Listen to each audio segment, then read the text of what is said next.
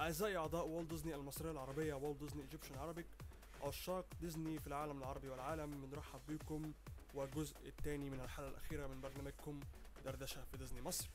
احنا استضفنا الأسبوع اللي فات في الجزء الأول الأستاذة الدكتورة إجلال ناصر في حوار جميل جدا، هنكمله معاها النهاردة إن شاء الله. هنتكلم في حاجات تانية أكتر وتفاصيل أعمق. واحنا كنا بنتكلم على فيلم رابنزل، فيلم تانجلد في آخر حلقة اللي فاتت، حابين ان احنا نتكلم عنه تاني. وكنت عايز اقول رايي في حاجه معينه.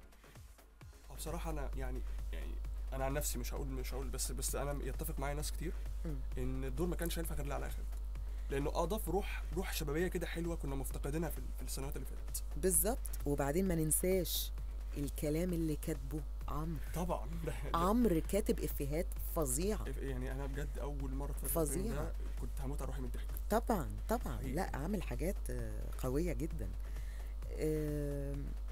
لغايه دلوقتي. يعني عايزه اقول لك مثلا ليا اصدقاء طبعا كتير جدا من على الفيسبوك. عندي ناصر الكواري يعني عايزه اقول لك ده شخصيه محترمه جدا جدا طبعًا جدا طبعًا. كل دول اصدقاء محترمين جدا من محبين ديزني الكبار يعني. جدا عايزه اقول لك يعني عاملين لي شغل رائع، يعني هم اللي حببوني في افلامي. عايزه اقول لك ناصر مثلا ممكن يقول لي على حاجات اقول له انا اللي عاملاها، يقول لي ايوه ويضحك عليا، يعني يقول لي ايوه في ايه، معقول ده انت اللي عامله كذا وانت اللي عامله كذا. لا ناصر بيحبك جدا على فكره، يعني من جدا، وانا بصراحه يعني بقدره وبحترمه جدا جدا جدا، يعني ناس محترمه فعلا طبعا الحمد لله. فبقول لك يعني في تعليقات وحاجات حتى لما بنتكلم مع بعض كده اقول له لا معلش بغيظك. ايوه لو نفس الافيه خلاص بتاعت الافيه، ايوه بتاعت الفيلم. وده كله مين اللي عامل ده؟ ما هو عمرو حسني طبعا، ما اقدرش اغفل الحاجات دي كلها يعني. بس هو برضه يعني الاستاذ عمرو حسني بيبقى سبب من الاسباب بعد ربنا، وبعد كده الباقي على الممثل او المؤدي اللي بيعمل الافيه ده. ما هو بالظبط، يعني انا كان ممكن جدا اقول لها لا لا لا لا معلش اصل بغيظك. ايوه بالظبط، ما كانش بس انا لعبت بالصوت نفسه، لان ماذر جوثل صعبه قوي، صعبه جدا في ان بس انا من نوع جديد. ما هو هي اساسا بدايتها ايه؟ عجوزه جدا. ايوه اوكي. فانا ساعه ما ابتديت لازم كنت ابتدي بواحده عجوزه ولازم اتحول في خلال الجمله نفسها من العجوزه بالظبط كده في 5 ثواني للشابه. فدي لو تلاحظ في اول جمله ليا في التعويذه كنت بقولها يا ورد المحي. شوف انا كنت بعمل ازاي.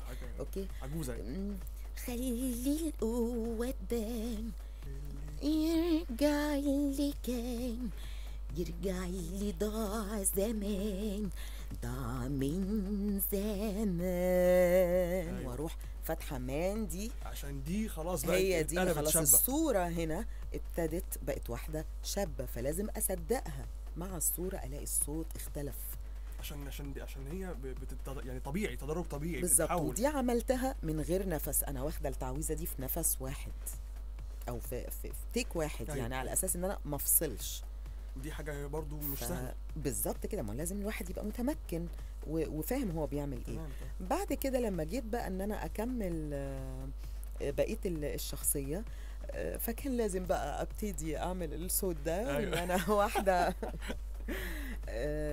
دايما بتفهمها ان هي اقرب انسانه ليها، كل همها جمالها بس بالظبط. فالإفيه الاولاني ساعة ما كنت بقول لها بصي في المراية، أنا عايزة ألهيها طبعا عن اللي هي عايزاه. بصي في المراية، شوفي واحدة جنبك مش عارفة إيه بقول لها شوفي في المراية وقت جنبيها أهو. أيوة. بعد كده الإفيه ده طبعا مين؟ عمرو برضو طبعا. إفيه رائع جدا، وانتي واقفة جنبيها اهو مش عارفة إيه أنا بغيظك. دي أنا في حد ذاتي يعني بعد ما خلصت الجملة دي اتبسطت قوي من المشهد ده، كانت تحفه. ووليد كمان متجاوب، يعني لما اقول له معلش يا وليد انا عاوزه اقول دي تاني، انا حاسه ان انا هعملها، يقول لي اوكي. فحسسني ان انا زيي. لما بلاقي اللي قدامي عاوز يقول حاجه ممكن تكون حاجه اكتر من اللي جوايا، بيديني فرصه ان انا اقولها.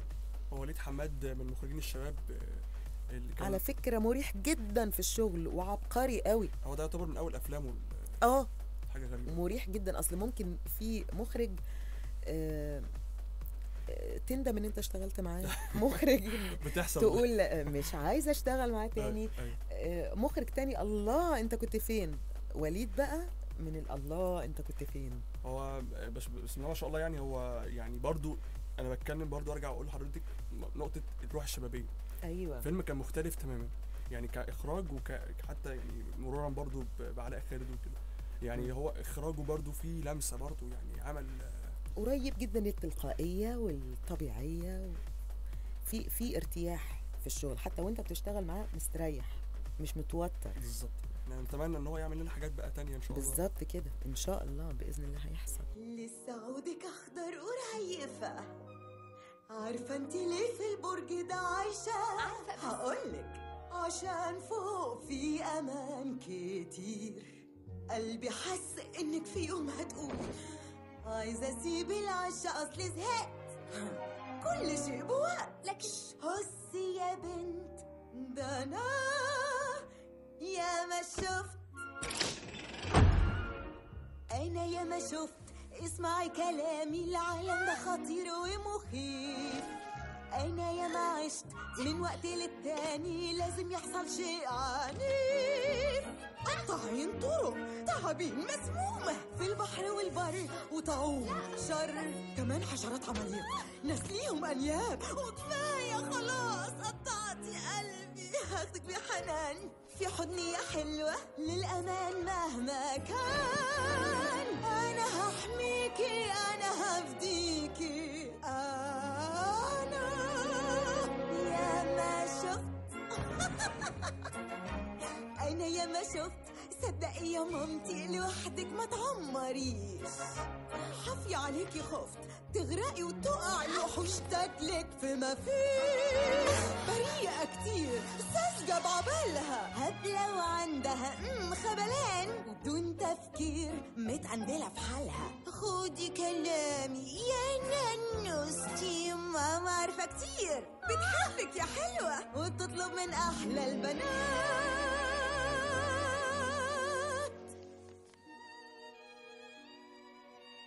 راح تندمي وديني قلت. برضو مش عايزين ننسى ادوارك برضو المتنوعه، زي مثلا اوليفر وشركة حضرتك عملتي دور برضو دور جميل جدا يعني مش احلى من عيشة الشوارع. ايوه هو ده بس يعني هو قصدي ده كان اخراج اشرف سويلم. اشرف سويلم طبعا متحيي ده حبيبي ده فنان اوبرا عالمي ومشرفنا طبعا بره طبعا. ساعتها انا كنت مستغربه طبعا الدور ده، وقلت له يا مجرم لا مش عارف ايه الدور. ازاي شاف حضرتك في الدور ده تحديدا يعني؟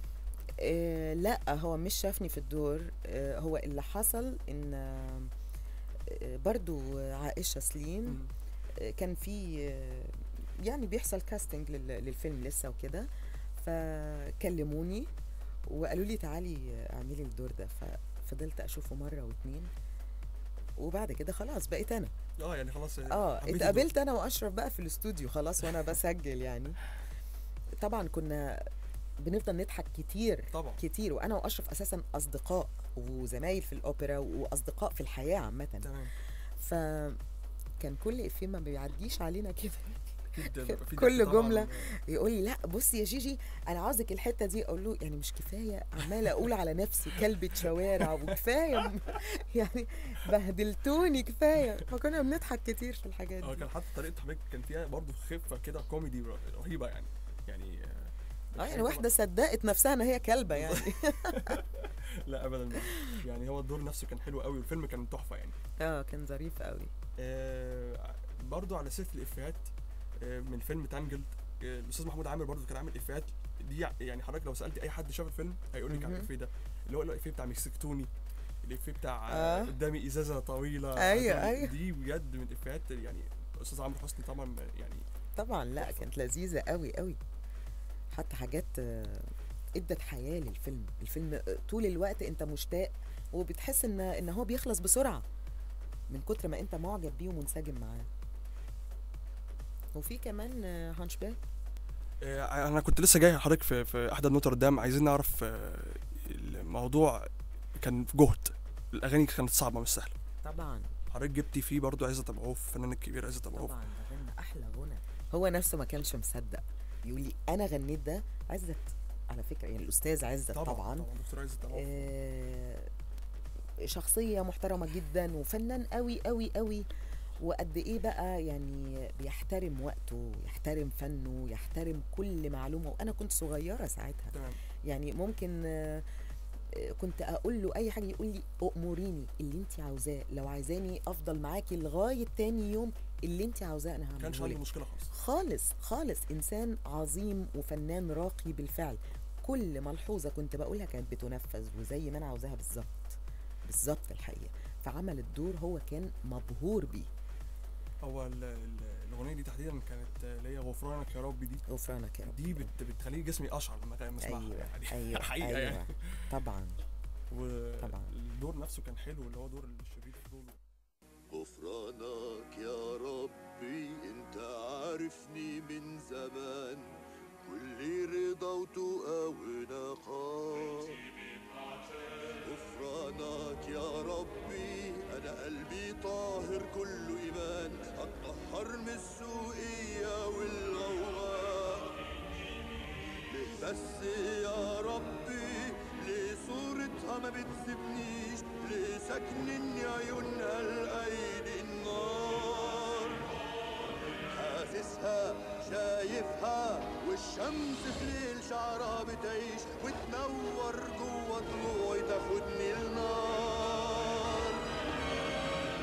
نار تقتل وتشعلل تتغلغل جوا الجسم، حرقتني من أول ما خدتني طريق الإثم. ما اخترت شيء ولا خدت قرار، هي الغجرية اللي بترميني في وسط النار. الذنب أكيد إني في زمان فيه الشيطان مخلوق بيسيطر على الإنسان. ارحمني يا ربي ما تخليش نار لعنتها تحل، ولا تحرقني بيها كمان وكمان. وحطم زميرالدا خليها تدوق النار والسل، يا اما تكون لي وما يطولهاش انسان. وساعتها انا كانت حنان شوقي كمان عملت حنان شوقي. حضرتك كده جرتيني ان انا اسالك سؤال بيسالوا عندي ناس كتير قوي، وعايزين نعرف من حضرتك الاجابه عليه. بما ان حضرتك يعني في المجال ده، اين النجوم الان من افلام ديزني؟ بصراحه شديده يعني. انا عايزه اقول لك لو تيجي للنجوم في حد ذاتهم بيحبوا ديزني جدا جدا ويتمنوا ان هم يشتغلوا. حلو. لكن اللي حصل لما بيطلب مبالغ كبيره طبعا ده بيأثر، بيبقى عجز طبعا على الشركه. طبعا ما هو في بادجت احنا مرتبطين بيها، ميزانيه معينه طبعا. ما ينفعش. حصل ده زمان لما المواضيع اختلفت بالظبط كده، لما المواضيع اختلفت ما يقدروش طبعا، ما هو في تكلفه انتاجيه لازم نلتزم بيها. ومع ذلك عايزه اقول لك ان في اصدقائي وفنانين كبار جدا عندهم استعداد ان هم يشتغلوا باي سعر، وممكن من غير خالص لمجرد حبهم ديزني وكرتون يعني. بالظبط. يعني ان شاء الله في امل ان الموضوع ده يرجع تاني ولا؟ اتمنى. القرار ده مش في ايديا انا، ده في ايد طبعا الشركه. يعني زي ما حضرتك عارفه برضه حصل بقى مثلا في افلام بعض الافلام اللي فيها اجزاء تانية وكده، ما كانوا بيجيبوا شخصيات تانية غير الاصليه، فكان بيحصل نوع من انواع زي توي ستوري مثلا. بالظبط الله ينور. فكان في نوع من انواع يعني مش مصدقين الموضوع. ايوه عشان خلاص انت حفظت الكاركتر ده بالممثل الفلاني، يعني ازاي اصل بالظبط. يحيى الفخراني يعني طبعا. الفنان العظيم القدير يحيى الفخراني، احمد بدير، هاني رمزي الجزء الثالث الحقيقه يعني. واخد بالك يعني كل الناس دي خلاص انطبعت في ذاكره الناس ان هم اللي بيعملوا الفيلم ده. يعني حضرتك برضو الفنان هاني رمزي في احد اللقاءات كان اتسال، قالوا له انت هل هتعمل فيلم توي ستوري 3؟ قال لهم انا مستني حد يقول لي ان انا اجي يعني. الفنان هاني رمزي كان لسه معايا اول امبارح ولسه كنا بنتكلم في الموضوع ده على فكرة. فكده يعني بنتكلم في ده يعني. بس لكن هو واحد برضو من الناس ما اعتقدش خالص انه هيتكلم في ماديات. هو خالص. انسان حريص جدا على شغله وبيحب محترم فنه جداً. جدا، قدير جدا بصراحة. يمكن في حد تاني أذكى وأشجع مني وأقوى كمان جايز، لكن أكيد مش هيجاريني في الوفاء إنسان. أصل إحنا مهما تمشي بينا الأيام حبنا يكبر أوام، نزداد محبة وسلام لأنني الصادق. أيوة أنا الصادق. في سؤال برضو انا ما كانش ينفع اساله غير لحضرتك. خير. لا هو خير ان شاء الله، بس احنا عايزين اجابه صريحه علشان الناس بجد هتموت وتعرف اجابه السؤال ده. ليه؟ هتعرف دلوقتي. حاجات ونفسي اقولها وازاي تصدقني، ده سر الماضي لو اكشفه لها هتسيبني وتكرهني. ودوني فين ما الناس بتكون عايزة أشوف رقصات مظبوطة ومشيات على بيسموهم إيه؟ رجلين. بزعنف ما بروحش بعيد، بالرجلين راح أقدر أرقص كتير وهتمشى على اللي اسمه إيه؟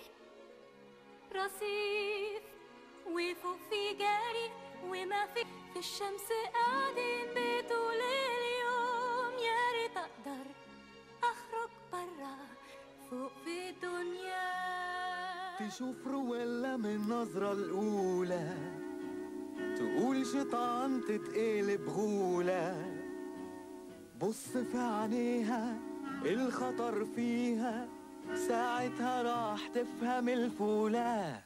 مفيش منك في شكلها يغيظ، صوتها كالمعيز، فوق كده طويلة لا وهبيلة، العالم لذيذ لو يرتاح من رويلا غوريلا مغل. في فنانين ونجوم احنا كنا من الناس يعني زي حضرتك كده اتربينا على صوتهم، زي الفنان ياسر شعبان، زي الفنان هشام، طبعا، زي الفنانه رولا زكي. طبعا. عايزين نعرف ليه اختفوا من افلام ديزني؟ هل مثلا حصل حاجه او كده؟ لا على فكرة يعني تقريبا كل الافلام الجامدة جدا اللي ابتديت فيها من زمان واللي عملناها عامل اساسي ياسر شعبان وهشام نور. طبعا. واحنا كنا بنتكلم لسه دلوقتي عن احدى بنوتردام. طبعا. هو انا أوكي. ما هو وعلاء الدين والكلام ده كله، كل ده ياسر شعبان وهشام نور. وهركليز وهركليز طبعا. انا عايزه اقول لك كان بيجي علينا اوقات يعني بيصعبوا عليا من كتر غنى. وبعدين الناس دي على فكره فاهمه هي بتعمل ايه قوي، وحريصين جدا جدا على شغلهم جدا جدا فوق ما تتخيل. ناس بحترمهم قوي طبعا. ولسه بالمناسبه كمان ياسر شعبان وهشام نور هو بس علشان هشام نور ده الاسم الفني ليه. أيوه. وياسر ما حبش ان هو يغير يعني. بالزبط. بس هما الاثنين بصراحه يعني فنانين جمال واصدقاء فعلا بحبهم جدا جدا يعني. احنا كلنا بنحبهم بس يعني الاختفاء ده اللي انت عاوز تسأل عنه. بالظبط كلنا. والله احنا عملنا مع بعض اخر حاجة كان احدى بنوتردام اللي هو الجزء الثاني ده اللي ما نزلش لسه. ممكن ما يكونش نزل. في حاجات ما نزلتش. ممكن. لا عاملينه مع بعض. يعني ولا من فترة؟ لا من سنتين تقريبا. يعني يعتبر من قريب برضه مش من بعيد. مش من بعيد خالص. لا وفي مسلسل ياسر كان عامله معايا قريب بس ما كناش في الاستوديو ده يعني. كان مسلسل في مكان تاني يعني في استوديو تاني. يعني هو مش اختفاء مثلا متعمد او حاجه او مثلا في مشاكل. انا عن نفسي ما اعتقدش اي حاجه خالص. انا وياسر بنتكلم على طول. يمكن هشام اللي ما بيكلمنيش مثلا او ما فيش اتصال، بس انا وياسر على طول بنتكلم مع بعضينا وما فيش اي حاجه خالص. محترمه جدا. انا اتعاملت معاهم على مستوى شخصي، انسان يعني وليهم تاريخ عبقري. طبعا اكيد. بالنسبه لرولا كمان يعني بالنسبه لرولا انا اللي افتكره ان كان في حاجه كده حصلت. مش فاكره والله العظيم بالظبط لانها كانت من سنين كتيره. تقريبا اتاخرت عن ميعاد او رفضت ان هي تعمل حاجه، يعني كان في كلاش كده بس مش معايا يعني. تمام. بس فهو دايما لما بيبقى حد مثلا بيتسبب في تعطيل سيشن مثلا او حاجه، المبدأ ده مرفوض. ومع ذلك الموضوع ده انتهى وخلاص، يعني الايام عدت وهي اتجوزت وخلفت، هي اللي بعدت في الفتره دي. فيمكن ما عرفناش نجيبها تاني، بس ان شاء الله في الفتره اللي جايه ان شاء الله تكون معانا. واتمنى طبعا كمان حاجات تبقى لايقه مع هشام وياسر كمان، يعني نو واي ان احنا نبعد عن الناس الجميله دي. ده هم كان ليهم برضو يعني طبعا ليهم فضل كبير قوي في الافلام دي. طبعا ده اكيد. احنا بنحيي برضو الفنانه رولا زكي ونتمنى انها ترجع تاني. اكيد دي حبيبتي. لكن المقسوم تديني في يوم يحبني فيه وعيش معك في أحلى الأيام. طيب عايزين نعرف ايه اكتر دور حضرتك بتحبيه، مش يعني بتحبيه هو نمبر 1 عندك في كل الادوار دي، نمبر 1 دور واحد. انت بص لما يكون عندك بقى اولاد كتير وانا ما عنديش ولاد اساسا احنا كلنا اولاد. لما يكون عندك ولاد كتير ما تعرفش ان انت تختار بينهم. طب توب 5 مثلا.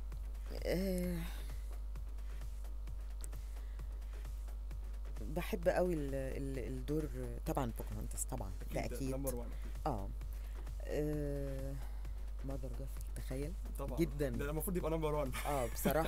بصراحه انا على فكره انا لو عملت بوكاهونتس دلوقتي في حاجات كتير جدا خلاص، يعني انا ازددت خبره فكانت هتبقى بطريقه تانية، بس يمكن ما كانش هيبقى بالصوت ده دلوقتي لان انا كنت ساعتها صغيره، انا دلوقتي كبرت. يعني حضرتك لسه شباب يعني. الله يخليك، 44 هبقى ايه اكتر من كده؟ لا لسه صغيره زي ما بس الحمد لله، تسلم يا رب.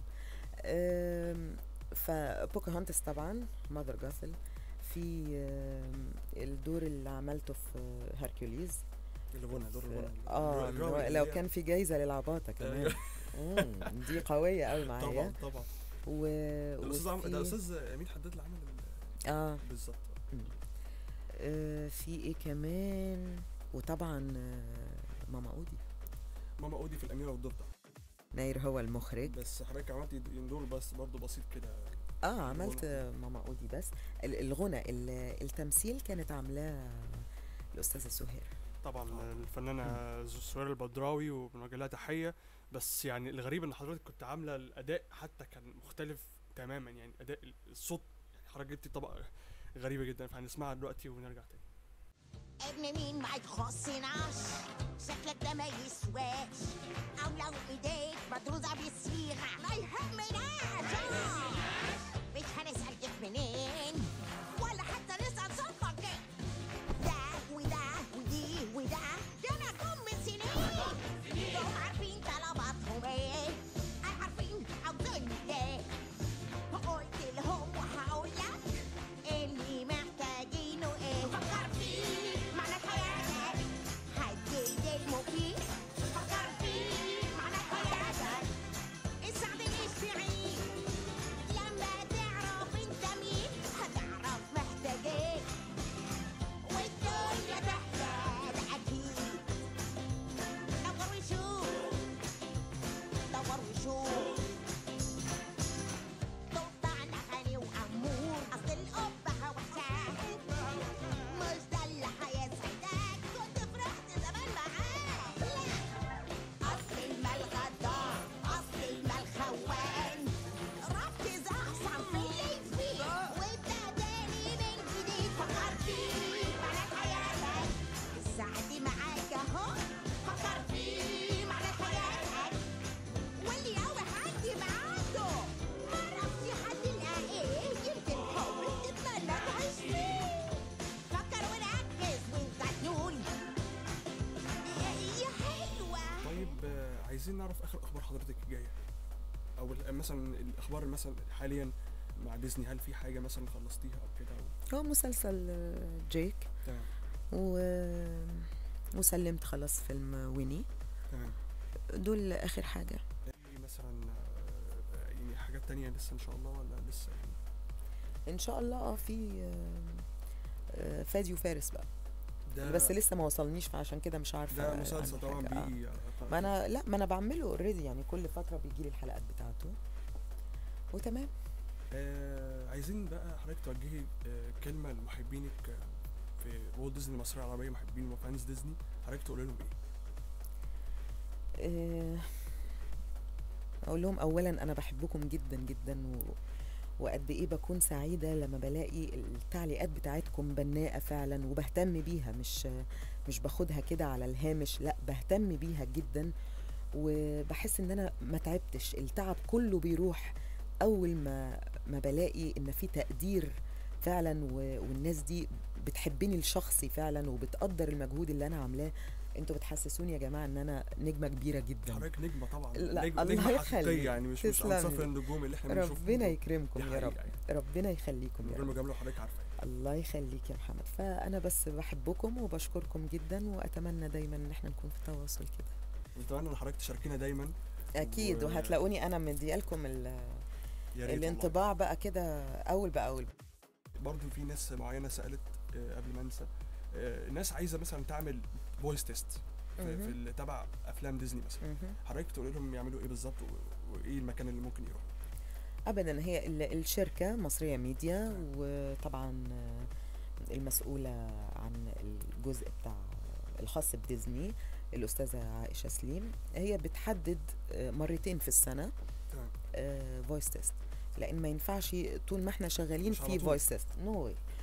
فبيبقى في مسؤولين عندها وبيبلغوا الناس، فالمفروض اللي عاوز حاجه زي كده بيبعتوا مثلا للشركه، بيسيبوا رقم تليفونهم. هل بيروح يعمل تيست ولا بيبعت حاجه مثلا عن طريق الايميل؟ لا، بيبعت الاول رقم تليفونه وان هو عايز يعمل فويس تيست بس، وبيحصل ده، هما بيكلموه وبالفعل بينضموا للمكتبه بقى. لما بييجوا خلاص بيبقى عندنا في فويس تيست الدور كذا وكذا وكذا، بنبتدي نشوف بقى اول ما ادوار تجيلنا نبتدي نشوف مين اللي يليق منهم، عشان هو في ناس كتير سألت، فكنا حابين نوضح. في ناس فعلا بتسالني كتير جدا، وفي ناس بيفتكروا ان احنا بنتجاهل ده او مقصرين في ده. لا خالص، بس في نظام لكل شركه، وطالما نظامهم كده خلاص نحترم النظام ده. تمام، اكيد طبعا.